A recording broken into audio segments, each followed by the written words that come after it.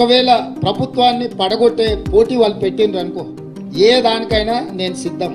కాకపోతే మొదట వాళ్ళు కోరుకోవాలి ఏందని. నేను ప్రజలు ఇచ్చిన తీర్పును గౌరవించి చిత్తశుద్ధితోని పరిపాలనను ముందుకు తీసుకెళ్తున్నా. నన్ను నా పని చేయనిస్తే ప్రతిపక్షాలుగా మీ పని మీరు చేసుకోవచ్చు. నాకేదో కాళ్ళలో కట్టబెట్టాలి, ఈ ప్రభుత్వాన్ని పడగొట్టాలనుకుంటే 10 ఏళ్ళు ప్రతిపక్షంలో మిమ్మల్ని దించుతామని చెప్పిన దించి చూపించిన.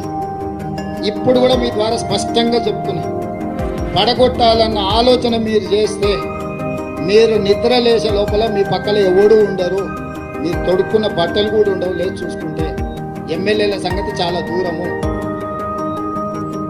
అట్లా ఒకవేళ వాళ్ళు కోరుకుంటే నాకు ఏమీ అభ్యంతరం లేదు. మీరు తారీఖు చెప్పండి, పడగొట్టేది ఏందో చెప్పండి, దాని పరిణామాలు ఏందో నేను చెప్తాను.